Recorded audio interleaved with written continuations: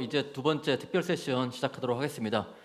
예, 저희가 이제 뭐 특별한 분을 좀 어렵게 모신 자리고요.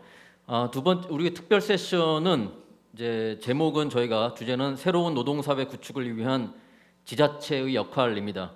그래서 이 내용 새로운 노동사회 구축을 위한 지자체 역할을 주제로 한 우리 한국노동사회 포럼의 특별 세션을 시작하도록 하겠습니다. 오늘 이 세션의 전체적인 사회를 맡아주실 박지순 노동대학원장님께 마이크를 넘기도록 하겠습니다. 예. 자, 안녕하세요. 오늘 뭐 이 코로나 방역 때문에 현장에는 저희들이 이제 이 전체 인원을 50명으로 제한을 했습니다. 대신에 유튜브를 통해서 온라인으로 거의 실시간 전국에 걸쳐서 지금 방송이 되고 있습니다. 지금 제가 이제 맡은 이 세션은 스페셜 세션입니다. 앞에서 양대노총 위원장님 그리고 앞에 우리 주재 발표자들 말씀에서 우리가 확인했듯이 코로나 사태로 인해서 가장 타격을 받는 계층은 아마도 노동자와 자영업자가 아닌가 생각이 됩니다. 실업과 폐업의 위기에 처해 있습니다. 기업도 이 존립의 위기에 처해 있습니다. 그래서 앞에서 김현철 교수님께서 이 지역 경제 유지가 얼마나 중요한가 하는 점과 그리고 이항구 박사님께서 일자리 지키기가 얼마나 중요한가를 역설해 주셨습니다. 지금 현재 우리 정부가 해야 될 일은 당연히 방역이 최우선이겠지만 동시에 이 고용을 지키는 것, 일자리를 지키는 것이 가장 중요한 전략이 되어야 되지 않느냐 하는 그런 지적도 많이 있습니다. 그 과정에 저희들은 굉장히 흥미롭고 또한 매우 인상적인 기사를 접했습니다. 바로 해고 없는 도시 전주라는 기사였습니다. 지금까지 노동정책, 특히 해고를 둘러싼 노동정책은 중앙정부의 전유물이라고 이제 생각을 했습니다. 그런데 이 지역 경제를 책임지고 있는 이 지역 정부가, 지방 정부가 해고 없는 도시를 선언하게 된 것이죠. 매우 센세이셔널했습니다. 과연 이 구상이 어떻게 해서 나오게 된 것인지 그리고 어떻게 추진하고 있는 것인지 듣고 싶었습니다. 그래서 오늘 어렵게 그 당사자, 장본인이라고 할 수 있는 전주시장님을 모셨습니다. 김승수 전주시장님이신데 이 노동사회 포럼을 위해서 매우 힘든 걸음을 해주셨습니다. 그래서 이 짧은 시간이지만 저희들이 스페셜 세션을 만들어서 다음 대주제로 넘어가기 전에 이 고용 문제, 일자리 문제를 위해서 우리 지방 정부가 하고 있는 노력의 일단을 저희들이 한번 듣고 또 궁금한 것을 여쭙고자 합니다. 김승수 전주시장님을 앞으로 모시겠습니다. 박수로 환영해 주시면 감사하겠습니다. 저는 69년생입니다. 전주시장 재선해서요 지금 일을 하고 있고, 근데 이제 제가 늘 저 자신에게 묻는 게 왜 일을 하는지, 전반적인 일을 하는 것도 왜 하는지를 늘 묻습니다. 그리고 시 정책 하나하나 할 때마다 우리는 왜 일을 하는지, 왜 이 일을 하는지, 이 물음을 세상에 쉬운 일이 단 하나도 없는데 이 물음에 답할 수 없으면 거의 중간중간 무너집니다. 굴복하고. 왜냐하면 일이 너무 어렵기 때문에. 우리가 왜 일을 하는지, 왜 정책을 추진하는지 이 물음을 끊임없이 묻지 않으면 우리는 중간중간 무너지게 됩니다. 저에게 주어진 시간이 30분 정도 되는데 결국은 왜 이 일을 하는지 그 사전 설명을 드리고 해고 없는 도시로 이렇게 넘어가도록 하겠습니다. 성매매 직결지입니다. 전주시청이 한옥마을 주변에 있는데 한옥마을하고 좀 한 5분 거리, 또 시청하고는 1분 거리에 있는 전주시청 주변에 성매매 직결지 선미촌이라고 가칭 선미촌이라는 데가 있는데, 여기는 성매매 여성들이 있고 성매매 업소들도 있는데 한 60년 정도 된 공간입니다. 근데 제가 선거 때 이제 그러니까 7년 전에 처음 선거 당선됐을 때 공약을 이 공간을 반드시 바꾸겠다 했어요. 왜 바꿀 거냐, 이 공간을 왜 바꾸고 싶은 거냐 너는 이걸. 그런데 이제 그 고민을 많은 분들하고 토론을 했습니다.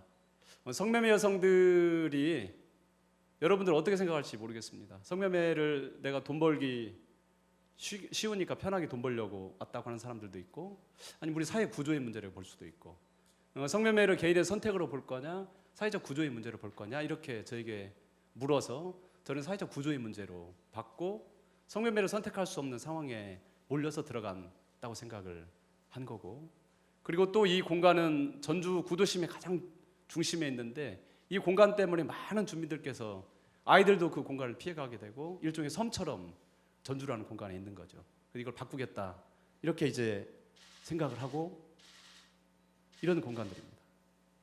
집이 저렇게 망가졌음에도 불구하고 행정이 접근할 수 없기 때문에, 그 누구도 접근할 수 없는 그런 공간이기 때문에 이 공간을 손을 대지 못하고 시간이 많이 흘렀습니다. 제가 영어를 못하는데 국제포럼에서 발표한 자료여서 양해해 주시길 부탁드립니다. 그래서 시장이 돼서 직원분이 저에게 브리핑을 하더라고요. 시장님, 여기는 이 집 이쪽은 포주가 전과가 21범이고요.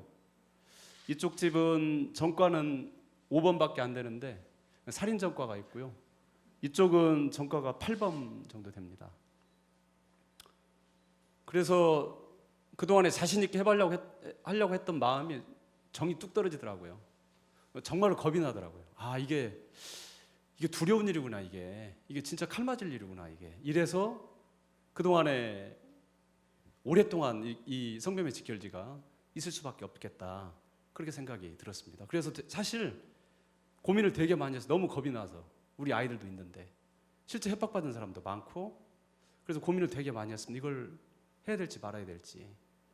근데 제가 전주시장이잖아요. 66만 시민의 대표인데 제가 두려움에 떤다면, 제가 겁을 낸다면 이걸 누가 하겠습니까? 그래서 한번 해보자, 그렇게 해서 시작이 됐습니다. 그래서 시민들과 함께, 전문가들과 함께 많은 기관들을 만났습니다. 성매매 직결지를 없애는 가장 빠르고 좋은 방법, 가장 쉬운 방법은 물리적 공권력을 통해서 아주 밀어버리는 겁니다. 경찰 들어가고 소방 들어가고 행정 들어가서 다 때려잡고 다 파헤치면 이건 너무나 쉬운 빠른 방법이지만 문제가 있습니다. 이걸 물리적 공권력으로 들어가서 다 해치워버리면 결국 성매매했던 여성들은 다른 곳으로 또 이주를 할 수밖에 없습니다. 그래서 이 여성들을 위한 공간이 아니고 일반 시민들을 위한 정책이지, 물리적 공권력이 가서 때려잡는 것은 거기 일하는 여성들을 위한 정책이 전혀 아닌 겁니다. 오히려 더 어려움에 처하고 다른 곳으로 이주할 수밖에 없습니다. 그래서 공문을 보냈습니다. 성매매 특별법에 성매매로 사용되는 건물, 이런 건물들은 재산을 몰수하게 돼 있으니까 내가 당신들에게 공문을 3번 보내고 이 성매매 직결돼 있는 사람들 다 재산을 몰수할 테니까 이제 당신들 준비해라 하고, 이제 범죄 수익으로 몰수될 수도 있다, 건물주, 토지 이 사람들 사용하지 말아라, 첫 번째 공문을 보냈고 3번 보내고 이제 재산을 다 몰수하겠다고 공지를 했습니다. 첫 번째 공지했을 때는 되게 포주들이 모여서 웃었습니다. 어린 녀석이 시장이 되더니 이 녀석이 까불고 있네, 그러면서 되게 웃음거리가 됐는데, 두 번째 제가 공문을 보냈어요. 그래, 좋아. 두 번째 공문을 보냈더니 포주들이 이렇게 저한테 협상이 왔습니다. 자기들 직접 본인들이 쓰고, 이게 이름입니다. 주소, 성명 쓰고 지장 찍어가지고 시장하고 협상합시다. 협상 조건이 하나입니다. 저 성매매 직결지를 개발하자. 개발해서 아파트도 짓고 게스트하우스도 지면은 이제 개발 느낌이 나니까 이걸 가지고 자기들은 떠나겠다. 그런데 앞서 말씀드린 대로 이 여성들을 더 사지로 보는 방법이고, 또 중요한 우리의 가치는, 도시라는 게 물리적 공간도 중요하지만 물리적 공간보다 훨씬 더 중요한 것은 도시의 시간입니다. 도시의 좋은 기억이 될 수도 있고 좋지 않은 기억이 될 수도 있지만, 여기는 신도시 개발을 한 데가 아니고 구도심이기 때문에 도시의 시간, 짧게는 기억, 길게는 역사, 이걸 지켜가겠다는 게 저의 중요한 가치여서, 그런 의미에서 나는 개발을 하지 못하겠다 하고, 이제 성매매 여성들도 그렇고 이제 포주들도 그렇고, 포주들 연합회가 또 있습니다. 한터 연합회라고 아주 무서운 조직인데, 그분들이 이제 모여서 시장실도 난입을 하고 이제 데모를 시작을 했습니다. 그러면서 성매매 여성들을 지원하는 조례를 만들었습니다. 이 조례를 만드는데 무려 2년 동안에 많은 논쟁들이 있었습니다. 이 여성들이 개인 선택해서 돈 벌려고 한 건데 왜 공적 자금을 우리가 투입을 조례까지 만들어서 지원을 해야 되냐. 다른 지역은 조례 만들어 놓고도 집행을 못하는 데가 지금 굉장히 많습니다. 그 논쟁 때문에. 그런데 이걸 저는 사회적 구조의 문제로 보기 때문에 조례를 만들어서 지원을 하자 하고 지원을 시작하고 상담을 시작했습니다. 그랬더니 그때부터 성매매 여성들하고 포주들하고 분리가 드디어 시작이 된 겁니다. 이제 포주들이 보기에는 자기들 없으면 여성들은 살아갈 수가 없는데 전주시에서 월 얼마씩 지원을 해주고 직업교육을 시켜주고 또 전세금도 지원을 해주고 이 상담을 시작하니까 가불관계가 바뀐 겁니다. 이제 포주들이 갑이었는데 이제는 여성들이 전주시 쪽을 계속 접촉을 하니까 이 가불관계가 바뀌면서 점점 이제 간극이 벌어지기 시작을 했습니다. 사례 하나만 보겠습니다. 13년 성매매 하신 분인데 20살 때부터 주점에 있었고 환각, 환청, 자해 시도도 했고 뭐 이런 과정을 거쳐서 선불금 채무가 3,300만 원 정도 있고 이 여성들을 저희가 이제 지원을 하기 시작했고 상담을 하기 시작했습니다. 그래서 제일 먼저 했던 게 이 성매매 직결지대의 가장 중간, 이 한 중심인데 여기에 건물을 저희가 한 채를 매입을 했습니다. 매입하는 과정이 굉장히 어렵습니다. 팔 수 있는 마음은 있지만 주변에서 한 중심을 시가 들어오면 이 도시가 완전히 성매매 직결지가 도미노처럼 무너지기 때문에 포주들이 도저히 팔지를 못하게 하는 거죠. 아무리 의지가 돈을 아무리 많이 줘도 어렵게 가장 핵심 공간을 저희가 마련을 했고 이제 가장 중심부로 시가 들어갔습니다. 이 성매매 직결지 가장 중심부에 공원을 만들고 이 공원에서 마을 축제를 열고 예술가들이 들어가 레지던시를 하면서 점점 확산되기 시작을 했습니다. 심지어는 시청의 한 부서가 담당 부서가 성매매 직결지 한 중심으로 들어가게 됐습니다. 그러면서 이제 선비촌이 이 성매매 직결지가 많은 변화를 가져왔고 2014년 앞서 말씀드린 것처럼 성매매 여성들이 90여 명이 넘었고 업소가 55개가 됐었는데 이제 이 공간은 마을 미술관도 들어왔고 박물관도 들어왔고 카페도 들어왔고 문화공간도 들어왔고 이제 환경부의 업사이클링 센터도 들어오고 우리 행안부의 사회혁신센터도 들어오면서 엄청난 변화를 가져오기 시작했습니다. 그래서 성매매 여성들과 성매매 업소가 70% 80% 지금 감소를 했고 놀라운 것은 성매매 여성들 20명이 성매매라는 그 직업을 완전히 끊고 우리 사회로 다시 복귀를 했습니다. 그래서 놀랍게 많이 변하는 공간이 바로 이 공간입니다. 저는 도시가 진짜 저는 늘 그 생각을 합니다. 도시는 사람을 담는 그릇이다. 도시의 물리적 공간, 도시의 컨텐츠에 따라서 시민들의 삶이 바뀌기 때문에 도시 자체가 굉장히 중요한 유기체이고 도시가 많은 분들이 생각하시는 것처럼 건물이나 도로 그게 도시가 아니고 도시도 하나의 생명체처럼 우리처럼 움직이는 유기체라는 생각을 합니다. 그래서 도시는 시민을 담는 그릇이다 그 이야기를 자주 하는데 이 일을 할 수 있었던 것은 요소가 세 가지입니다. 가장 중요했던 것은 용기였고 두 번째는 상상력, 그리고 세 번째는 사회적 연대였습니다. 저는 세상을 바꾸는 가장 큰 힘이 상상력과 용기 그리고 사회적 연대 그 힘이 세상을 바꾸는 가장 중요한 요소라고 보고 우리가 용기를 낸다면 우리는 얼마든지 도시의 드라마틱한 변화를 끌어낼 수 있다고 생각을 합니다.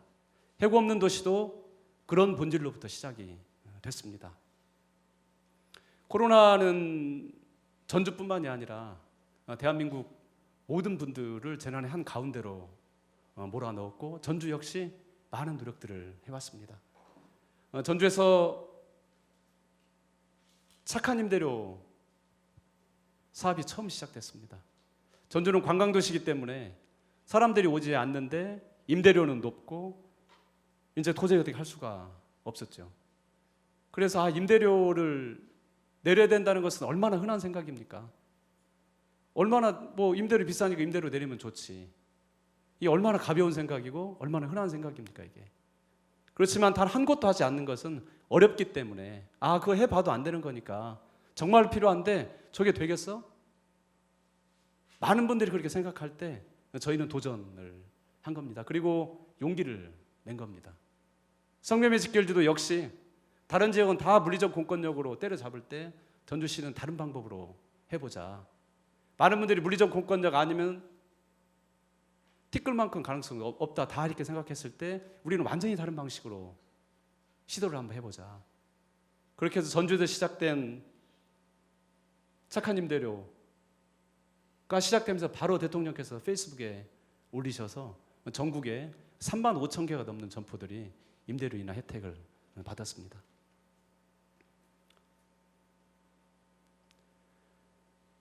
위기가 오면 가장 먼저, 가장 깊게, 가장 늦게까지 고통을 받는 게 바로 취약계층입니다. 취약계층이 저희도 이 코로나 이 시기에 차상위 계층, 기초생활 수급자로 뚝뚝뚝 떨어지는 게 엄청난 수치로 눈에 보여집니다. 그런데 역시 조금 이따 해고 이야기를 좀 하겠지만 이 대기업에 다니다가 내가 해고가 된다고 해서 바로 차상위 계층, 기초생활 수급자로 떨어지는 게 아닙니다. 그래서 전주가 야 이거 현금이 필요하겠다. 현금으로 직접 지원을 해야겠다. 사실 전주가 재난지원금을 전국에서 가장 먼저 시작을 했는데 이게 전국적으로 퍼져나가서 이제는 뭐 전주가 따라갈 수 없을 만큼 좋은 정책들이 많이 나오기 시작했는데 전주가 재난지원금을 가장 먼저 지원했을 때 큰 어려움은 뭐였냐면 저희가 결단했던 건 뭐였냐면 저희가 용기를 냈던 것은 뭐였냐면 저희가 지원하기 직전까지만 해도 모든 도시들이 다 중앙정부에게 이거 도와달라고 다 이 생각을 했었거든요.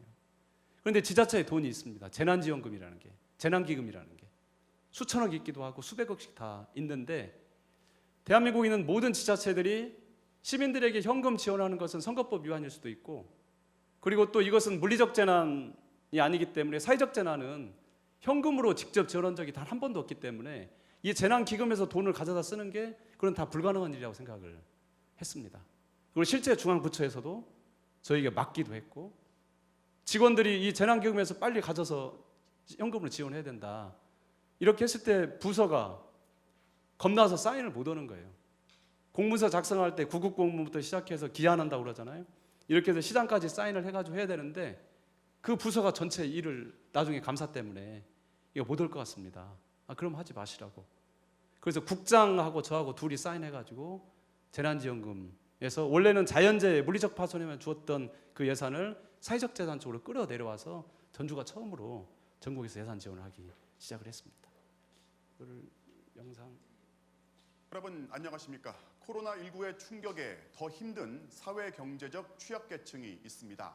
바이러스 피하려고 사회적 거리 두기를 연일 강조하지만 그렇게 거리를 두다간 아예 생계를 등져야 하는 이들도 많습니다. 그럼 아예 현금을 줘서 이들의 생계를 지켜주고 그 덕에 지역 상권도 명맥은 유지하도록 돕자는 이 재난 기본소득 제한이 끊이지 않고 있습니다. 그리고 오늘 전북 전주시가 전국에서 처음으로 행동을 시작했습니다. 취약계층 5만 명에 대한 재난 기본소득 지급을 결정했고 시의회 이 역시 많은 분들이 현금 지원이 필요하다고 했을 때 이건 뭐 불가능한 거지 지자체에서 이거 할 수 있어? 똑같습니다. 패턴이 똑같습니다. 저희가 하는 모든 일은 너무나 다 쉽습니다. 사실은 너무나 다 필요한 일이고 너무나 상식적인 일인데 패턴이 똑같아요. 꼭 필요한 일인데 그거 해서 안 되지. 그거 하면 못 할 거야. 그거 할 수 없을 거야. 이 세상에 꼭 해야 되는 모든 일들의 99%가 방금 전에 말씀드린 것처럼 그거 안 될 거야. 여기에서 모든 게 다 무릎을 꿇습니다. 근데 이 지점을 가는 사람들, 이 지점에서 포기하는 사람들, 저는 여기에 세상이 변할 수 있을까? 세상이 변하지 못할까? 이 지점이 저는 가장 중요하다고 생각을 합니다. 해고 없는 도시, 해고 없는 도시는 얼마나 쉬운 생각입니까? 어려우니까 해고가 당연히 일어나겠죠. 근데 해고 오지 말아야 된다는 건 얼마나 쉬운 일이에요. 그 생각을 한다는 것은. 그래서 해고 없는 도시를 하자. 해고가 일어나고 있으니까. 근데 많은 분들이 전주가 기업이 뭐가 있다고 니네들 해고 올 거나 있냐 전주가. 해고할 것도 없는데 무슨 해고 없는 도시냐. 거의 99명이 그 말씀을 하셨고 어떻게 해고를 안 할 수 있어. 해고가 당연히 되지. 기업이 살 수 없는데 해고를 당연히 해야지. 그리고 정치적인 뭐 해고하지 말라는 게 법 있어? 기업이 어려워졌는데 법적으로 어떻게 할 수 있는 것도 아닌데. 말씀드린 것처럼 9명의 99%의 사람들이 저에게 똑같은 이야기를, 모든 일 할 때마다 99%가 그렇게 꼭 이야기를 합니다. 그래서 해고 없는 도시가 해야겠는데 이걸 해야겠는데 어떻게 이걸 해야 될까? 그래서 많은 분들을 모았습니다. 한국노총도 왔고 민주노총도 왔고 노동연구회 자문도 구했고 우리 고용노동부의 자문도 구했고 전주의 도사발전대단도 왔고 대학에서 노동 문제를 하는 교수님들도 오셨고 노동청도 왔고 중소기업도 오시고 또 기업연합회도 이렇게 오고 뭐 공단연합회도 오고 많은 분들하고 논의를 했습니다. 그래서 많은 분들이 저에게 그럼 시장님 해봅시다 이거.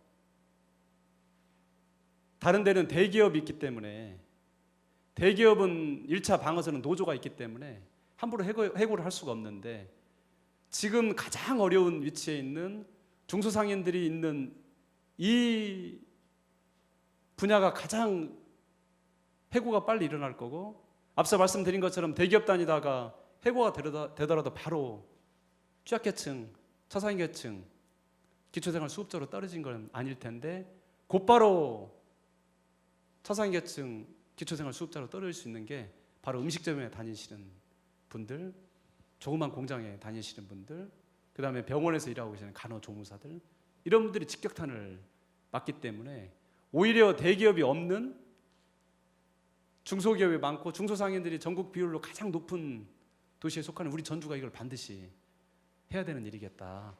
이렇게 시작을 해서 해봅시다. 이렇게 시작을 했습니다. 그런데 이게 하자고 했는데 제일 먼저 두 번째 질문은 시장님, 근데 이게 법적 구속력이 없잖아. 해야 되는데 이 법적 구속력이 없는데 이걸 어떻게 해고 없는 도시를 하겠습니까? 그것 때문에 안 될 것 같아요. 뭐 조례 이런 거 뭐 없을까요? 이제 그 고민이 들었습니다. 근데 답은 명확합니다. 법이 있으면 이건 법보다 훨씬 더 강하게 우리가 귀속시킬 수 있는 게 있을 거다. 그게 바로 나의 양심, 사회적 선언, 윤리적 선언, 이게 법보다 훨씬 더 강한 힘을 발휘할 거다. 이렇게 생각을 했습니다. 우리 길 가시다가 운전하시다가 신호위반 하고 나면은 찜찜하잖아요. 근데 벌금 내고 나면 마음 편하시지 않습니까? 근데 벌금 냈으니까 나는 이제 다 사면 됐지. 근데 해고를 한 명 하고 벌금을 좀 내면 마음 편하잖아요. 그런데 내가 해고하지 않겠다고 전주시장 앞에서 나와 함께 일했던 근로자들 앞에서 또 우리 아이 앞에서 내 친구들 앞에서 전주 시민들을 향해서 저는 너무너무 힘들지만 이 어려운 시기를 겪어온 우리 직원들 단 한 명도 해고하지 않고 끝까지 한번 가보겠습니다. 이게 전주시 해고 없는 도시의 가장 중요한 가치입니다. 법으로 구속할 수는 없지만 내 스스로 나에게 하는 이 선언, 내 아이들 앞에서 하는 이 선언, 이게 저희는 법보다 훨씬 더 잘 지켜질 수 있을 거라 이렇게 생각을 하고 시작을 했습니다. 그래서 4월에 시작을 했습니다. 그런데 그래도 그렇지 아무것도 안 할 수가 없기 때문에 가치는 그 가치, 무게중심을 두되 우리가 할 수 있는 모든 것들을 찾아보자. 그렇게 해서 시작을 했더니 우리 지역에 있는 기업에서, 은행에서 10억 정도 출연을 하고 우리 시 출연을 해서 500억 대출금을 만들었습니다. 이자가 0%입니다. 이자 0%로 해서 최대 2억까지 우리가 해고 없는 도시 하는 기업에는 지원을 해주겠다. 이자 0% 이야기했더니 기업에 계신 분들이 시장님이 0.1% 하시죠. 0% 하면 대출 받은지도 모릅니다. 이자가 없으니까. 그래서 상징적 의미의 0.1%만 이자를 받고 지원을 해주시면 좋을 것 같습니다. 그렇게 해서 500억을 가지고 기업을 지원하기 시작을 했습니다. 중소기업 자금을 받죠. 그러면 저희가 갚아야 되는 그 상환 기간에 1년 정도 유예를 해드리고 이자를 또 저희가 보전을 해드립니다. 이제 유급휴직, 고용유지지원금을 정부가 90%를 지원하고 기업주가 10%를 지원을 하게 되는데 기업주분을 저희가 이제 10%를 시에서 다 지원을 해주겠다.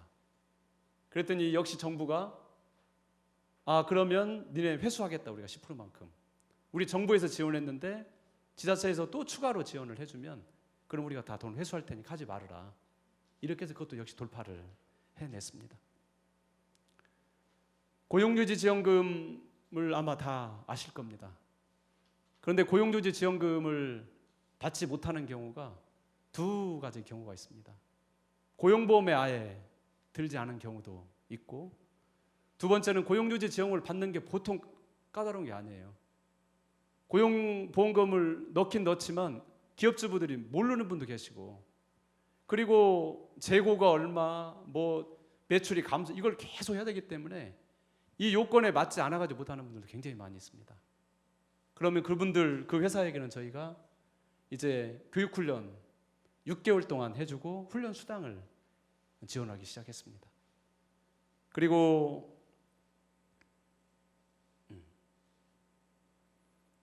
이 업체 참여해 주신 분들이 꽤 많이 있는데, 예를 들면 목욕업도 있고, 그 다음에 병원도 있고, 호텔도 있고, 물을 많이 쓰는 음식점들이 있습니다. 그런 데는 제일 중요한 게 공공요금이거든요. 한전 막 이런데, 또 전기요금, 물 상수도요금. 그래서 우리 시에서 이제 조만간 상수도요금을 할인해서 지원을 해드립니다. 처음에 저희가 시작할 때 그날 사인하셨던 분들이 10여 분 정도 됩니다. 그래서 저희가 노동연구원에 가서 자문을 받을 때 작은 기업이긴 하지만 그래도 한 140, 50개 정도라도 하면, 그랬더니 연구원에 계신 박사님께서 그럼 대성공이지 아주 100여 개만 넘어갈 수 있다면. 근데 누가 해고하지 않겠다고 과연 누가 선언을 하겠습니까? 전주가 시작을 하고 대통령께서 바로 전주처럼 해고 없는 도시 다른 데서 했으면 좋겠다 바로 페이스북에 올려주셨고, 저희가 5월 13일 날 79개 사업장이 참여를 해주셨고, 6월 달에 183개, 7월 달에 592개, 현재 1119개의 사업장이 이 해고 없는 지 선언에 참여를 하고 있습니다. 참여하신 업종은 서비스업, 제조업, 사회적 기업, 도소매업, 보건업, 음식점, 건설업까지 다양하게, 심지어는 언론사까지 참여를 하고 있습니다. 이제 시간이 제가 거의 됐습니다. 한 5분 정도 저한테 시간이 주어져 있는데요. 현재 1119개 기업이 참여를 하고 있는데, 이 중에 한 35%가 이제 지금 혜택을 받고 있습니다. 공공요금을 받으면 전체가 다 공공요금 공이 저희가 다 감면을 해드리는 거기 때문에 공유하겠지만, 현재 지금 참여 기업들이 계속 현재 늘어나고 있고, 또 저희가 지금 계속 상담을 하고 있기 때문에 현재는 35%에서 40% 정도 저희가 지원한 정책에 참여를 하고 있습니다. 그렇지만 많은 분들이 우리 혜택 없어도 할 수 있다고, 꼭 혜택 바라고 하는 거 아니라고, 많은 대표님들이 마음이 너무 편하다고, 제일 이 어려움이 오니까 제일 먼저 하고 싶었던 게 사실은 해고였다고. 인건비 줄이지 않으면 우리가 살아날 수가 없는데, 근데 이게 전주 같은 중소도시는 다 압니다. 어느 병원에서 간호조무사를 몇 명이 해고했어요. 또 어느 기업에서 이렇게 이번에 해고를 했다고, 어느 음식점이 문 닫으면서 직원들을 해고를 했다고, 이게 이제 다 알고 있는 거죠 사실은. 그런데 그 눈치가 되게 보이고 또 봅니다. 그런데 어느 병원에서 간호조무사를 해고를 하게 되면 다른 병원 이제 해도 되겠구나. 이제 그때부터는 좀 마음이 편해지는 거죠. 그런데 내 옆에 있는 바로 기업이 같은 건물을 맞두고 있는데 이 기업이 좀 더 어려운 것 같은데 해고하지 않겠다고 선언을 한 겁니다. 그런데 바로 담을 두고 있는 옆 기업이 해고하기가 어렵죠, 사실은. 다 서로 다 알고 있는데. 그래서 많은 대표님들께서 시장님 저 마음이 너무 편합니다. 사실은 마음속으로 해고해야 돼야 말까? 이제 해야지 이렇게 생각을 하고 있었는데 근데 오랫동안 일해왔던 직원 해고하는 게 얼마나 어렵습니까? 근데 차라리 여기 와서 하지 않겠다고 말을 하니까 이제 저는 그걸 포기했고 어쨌든 직원들을 열심히 해서 이걸 극복해내는 방법밖에 없습니다. 사실 지금 마음이 너무 편합니다. 어떤 작은 기업에 있는 분들은 마음이 너무 불안했는데 사장님께서 해고 안 한다고 하니까 우리 월급이라도 깎아서 이 어려운 시기를 버텨보겠다고 하시는 분들도 많습니다. 어느 병원, 코로나 때 초기에 병원이 얼마나 어려웠습니까? 그 병원은 꽤 큰 기업인데 그 병원은 전주에서 지원해주는 저 지원책이 아무 의미가 없을 정도로 큰 기업입니다. 그런데 환자가 코로나 때 많이 줄었잖아요. 그런데 그 병원에서 오셔서 우리 해고하지 않겠습니다. 이렇게 하니까 다른 병원들도 또 따라서 들어오고 이런 선한 영향력을 파급하면서 어렵게 한 발씩 가고 있습니다. 그런데 이걸 시작할 때 사실은 저도 그랬고 많은 분들이 아마 코로나가 올 12월 정도까지면 마무리가 되겠지. 아무리 어려워도 12월 정도 버티면 되겠지. 이 정도 생각을 했는데 이미 이제 내년 말까지는 갈 거야. 그러면서 지금 굉장한 어려움이 우리에게 이제 더 고통으로 다가오고 있는 것도 사실입니다. 그래서 지금 해고 없는 도시 선언을 1,000개 넘는 기업들이 해주셨는데 지금 성공했다고 말하기는 너무나 어려운 상황입니다. 이제 저희는 이제 중간중간 겨우겨우 과정을 가고 있고 또 이제 저희가 객관적인 기관을 통해서 이제 평가 작업도 지금 저희가 곧 진행을 하게 되는데 앞으로 이제 더 어려워지지 않겠습니까? 그렇지만 앞서 말씀드린 것처럼 우리가 이 일을 왜 하는지를 자꾸 스스로 생각하다 보면 거기서 용기가 생기고 어려움을 돌파할 수 있는 그런 힘이 우리에게 생기는 것 같습니다. 제 별명이 최초병 환자입니다. 한겨레 신문에서 이제 전국에서 처음 하는 일들을 많이 하다 보니까 게시판에 김승수는 최초병 환자야 이렇게 욕도 많이 먹습니다. 근데 최초를 막 하려고 그런 게 전혀 아닙니다. 그렇지만 꼭 필요한 일들을 남들이 포기할 때 가장 애쓴 게 저희 직원들입니다. 시장은 말로 하지만 실제 일을 하는 것은 우리 시의 공직자분들인데 이 코로나 과정에서 일하다가 한 분이 순직을 하는 경우도 있었고 정말로 어려운 과정을 한 발 한 발 가고 있는데요.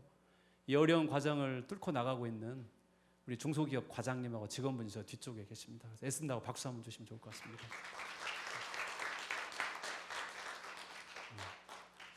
저희가 오늘 이제 해고 없는 도시 사례 발표를 하게 됐습니다. 오면서 더 많은 생각을 하게 됐고요.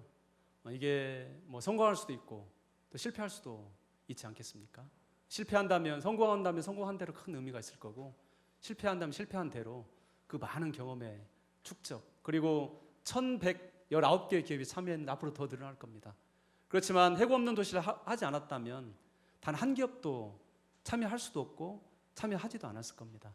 그리고 해고 없는 도시를 우리가 시작하지 않았다면 해고 문제에 대해서 우리는 훨씬 더 가볍게 생각했을 수도 있습니다. 그렇지만 이 과정을 통해서 전주가 시민들과 사회적 연대하는 그런 멋진 도시로 지속 가능하게 갈 수 있도록 최선을 다하겠습니다. 고맙습니다. 예, 그러면 오늘 전주시장님 이제 발제 내용 한번 발표해 주셨고요. 이 내용에 대해서 저희가 한 10분 정도 시간 정도를 갖고 우리 박시선 원장님하고 함께 Q&A 시간을 한번 가져보는 시간을 좀 갖도록 해보겠습니다. 예, 아주 설명을 아주 참 참신하게 잘 들었습니다. 원래 이 학문적인 이 토론 주제는 아니고 이 사례 발표이기 때문에 사실 우리 김승수 시장님의 발표를 듣는 것만으로도 이제 사실 충분한데 그래도 조금 더 궁금한 사항들을 좀 더 여쭙고 또 미처 아까 하시지 못한 말씀을 조금 더 청해 듣는 그런 시간을 좀 가지는 것이 이렇게 어렵게 오늘 이렇게 올라오신 우리 시장님에 대한 예우가 아닌가 생각이 들고요. 또 그런 점에서 제가 미리 이 발제문을 보고 또 의견을 주변에 또 듣고 해서 몇 가지 이제 질문을 좀 뽑아왔습니다. 이건 다시 말씀드리지만 이건 학문적인 어떤 디스커션이 아니고 어떤 이 사회에 대해서 조금 더 우리가 이해를 돕는 시간이기 때문에 이제 그런 측면에서 제가 몇 가지 질문을 좀 뽑아서 좀 편하게 질문을 드리도록 하겠습니다. 혹시 우리 플로어에서도 조금 몇 가지 질문하실 사항이 있으시면 제 질문이 끝난 직후에 한두 분 정도 질문을 받도록 하겠습니다. 자, 오늘 뭐 말씀하신 것 중에 상당히 이제 뭐 이 인상적인 어떤 그런 이 배경 설명에 대해서는 충분히 들은 것 같습니다. 좀 문답형으로 제가 조금 질문을 드려도 될지 모르겠습니다만, 언론에서도 많이 알려졌고 또 이 중앙 정부에서도 상당히 이 정책에 대해서 이제 이 관심도가 높은데 정작 우리 전주 시민들은 이 정책에 대해서 어느 정도 인식을 하고 있고 또 거기에 대한 반응이 어떤지 하는 점이 좀 궁금하네요. 전주가 좀 양반 도시잖아요. 그래서 뭐 아까 착한 임대인도 그렇고 재난소득도 그렇고 핵 없는 도시도 그렇고 전주 시민들이 표시를 많이 내지 않는 경우는 아마 뭐 당연한 거 아닐까 이런 생각도 많이 하시는 것 같습니다. 그래서 뭐 지역사회 워낙 어렵기 때문에 우리가 막 이걸 막 시민들이 열광하고 물론 그런 분위기는 사실은 아닙니다. 그렇지만 앞서 말씀드린 것처럼 1000개가 넘는 기업들이 참여를 했기 때문에 또 거기 관련된 분들도 많고 또 가족들도 많이 있기 때문에 어쨌든 방금 말씀드린 대로 시민들 마음속에 사회적 연대의 마음이 없다면 쉽지 않은 일입니다. 다 임대료 인하도 마찬가지고 그래서 시민들 마음속에 그런 것도 꽤 많이 싹트고 있고 자부심도 싹트는 것 같습니다. 아까 1119개인가요? 지금 현재 참여 네. 기업이 그리고 한 12,300명 정도 네. 이제 근로자들이 그로 인해서 보호를 받고 있는 상황인데 시장님께서 이제 이 원래 예상했던 네. 전체 이제 이 규모 네. 목표 예. 이걸 어떻게 설정하고 계신가요? 사실은 전혀 예상을 못했습니다. 정말로 한 개 기업이 할 수 있을지 두 개 기업이 할 수 있을지 그것을 예측할 수가 없었어요. 그래서 노동연구원에 가서 이제 저희가 자문을 받으러 갔었는데 작은 기업은 어쨌든 한 140, 50개 되면 큰 성공이지 않겠습니까? 그렇죠.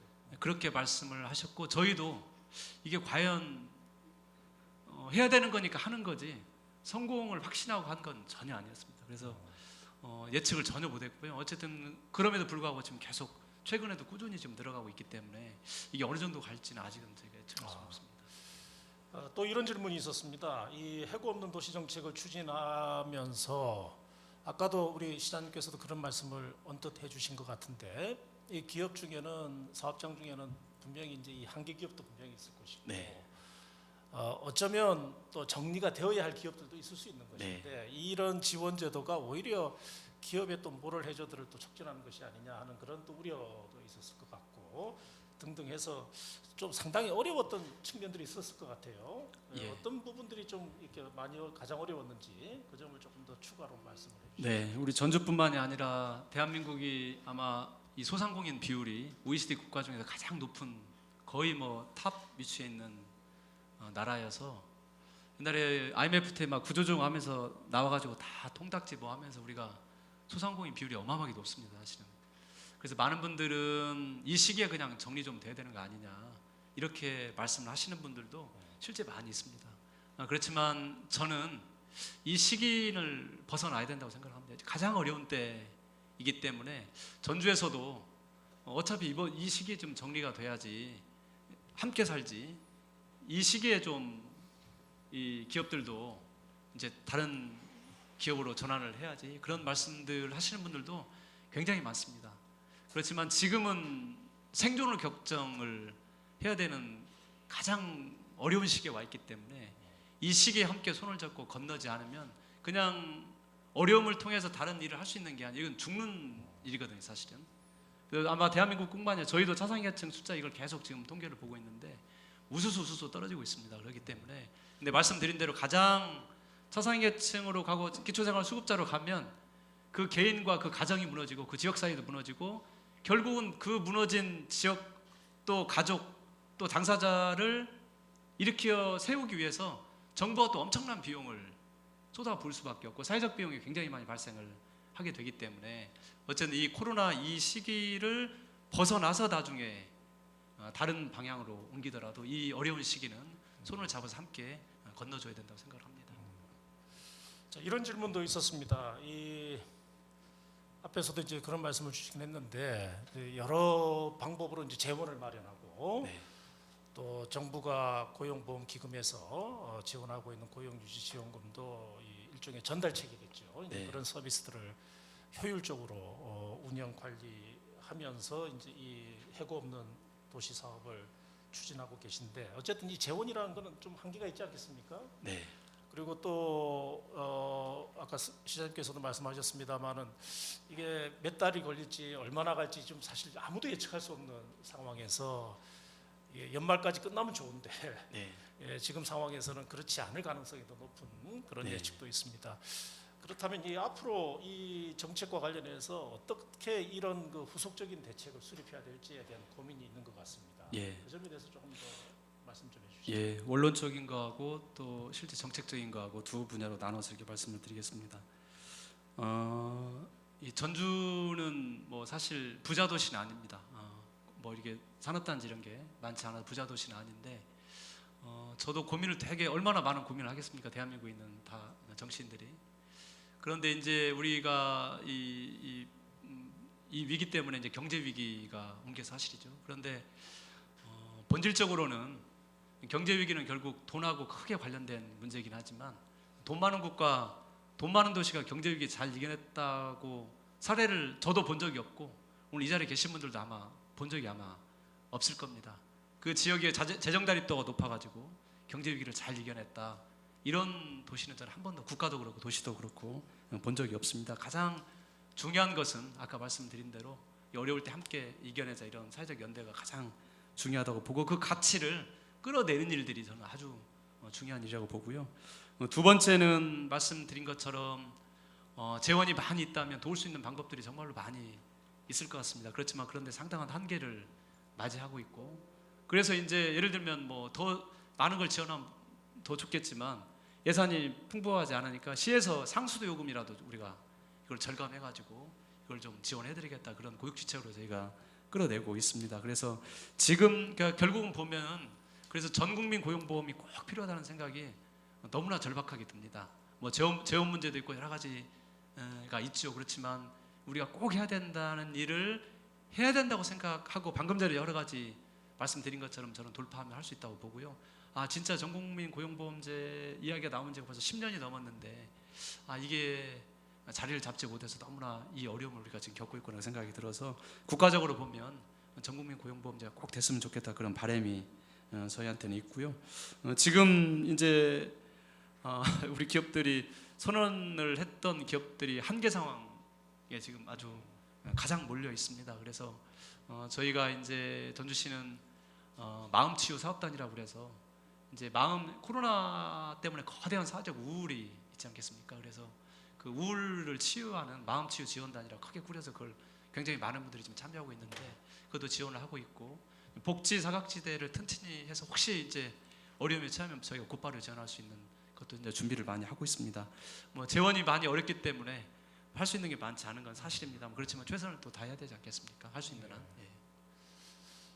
예, 제가 준비한 질문의 마지막인데요. 아까 앞에서도 잠깐 말씀을 주셨지만 이 지방 정부 차원에서 이 정책을 수행하다 보면 이 중앙 정부에 좀 특히 바라는 바가 있을 것 같아요. 아까 전국민 고용보험 정책 같은 것도 이제 그 일환이 되겠지만 혹시 뭐 추가적으로 또 이 중앙 정부에 좀 바라는 사항이 있으면 좀 끝으로 말씀해 주시죠. 우리 정부가 하는 모태 펀드 이런 게 이제 대부분 다 수도권으로 다 몰려 있고 그래서 이런 펀드를 회고 없는 도시 펀드 이런 걸로 좀 전환을 해서 그걸 좀 지원을 해주면 어떨까?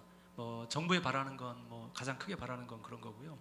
두 번째는 저희가 이제 교육 훈련을 지원한다고 했잖아요. 6개월 동안. 그러면 이제 고용유지 지원금이 6개월입니다. 정부가 90%를 지원해주고 사업주가 이제 10%를 해가지고 6개월 하고 나면 그런데 더 이상 이걸 어떻게 할 수가 없어요. 그렇다고 직원을 그럼 해고를 하거나 무급휴직을 줘야 되는데 그래서 우리 시에서 그러면은 저희가 6개월 동안 지원하는 거잖아요 고용주분을. 그럼 그 이후에는 방법이 없잖아요. 그래서 저희가 한 달에 50만 원을 지원해드립니다 교육비로. 그래서 일주일에 2시간을 교육을 받으면 되고 그걸 6개월 동안 한 회사에 6명까지 저희가 지원을 하고 있어서 교육훈련 프로그램을 지금 하고 있고 아예 고용유지 지원금을 줄 수 없는 회사들도 많이 있기 때문에 그런 데는 이제 저희가 그 교육훈련비 6개월을 지원을 해주는데 이게 만족도가 굉장히 높습니다.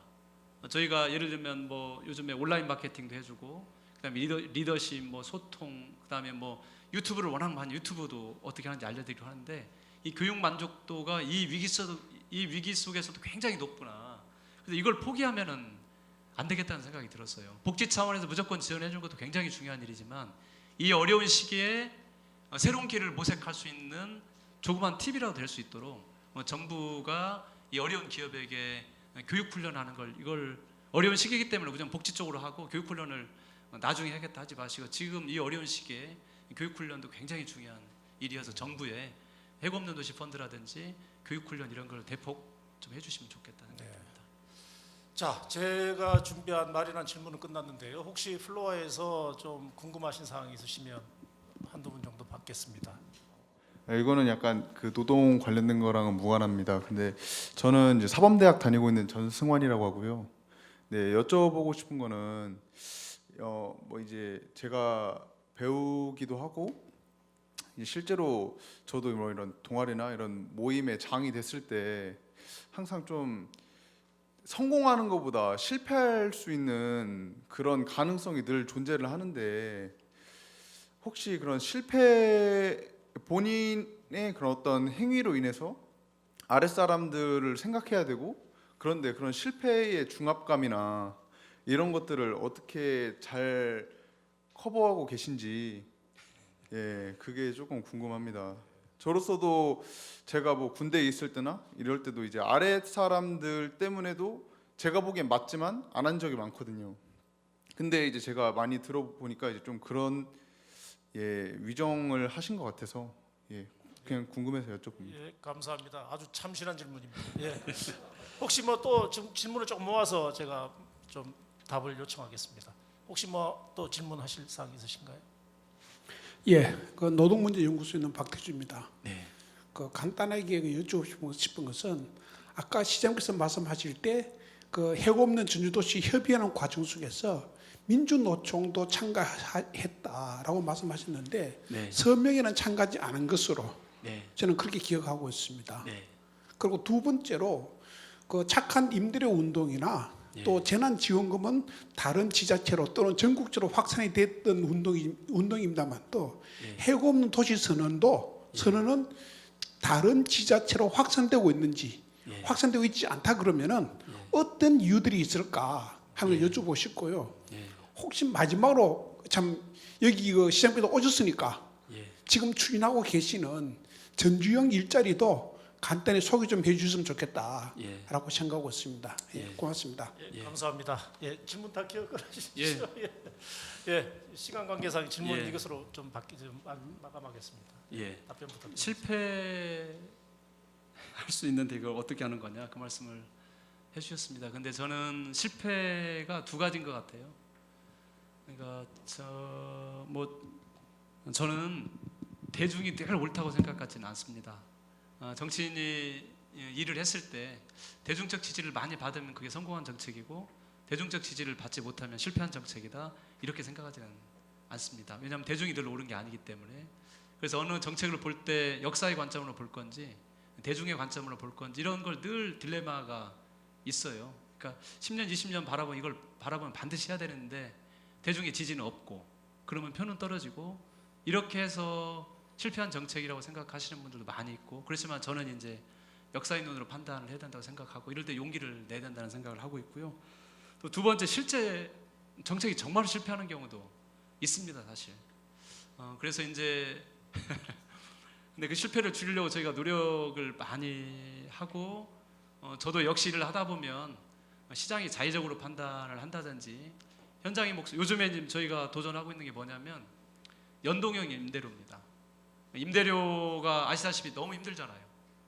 그래서 연동형 임대료, 매출 연동형 임대료를 지금 도전을 하고 있는데, 그러니까 적게 벌면 적게 되고 기존 임대료를 시작을 하고 적게 벌면 적게 내고 많게 내면 많게 내고, 그래서 이걸 가지고 저희가 지금 도전을 하고 있는데, 며칠 전에 그 현장에 계신 분들 모아서 이 이야기했다가 뺨 맞을 뻔했어요.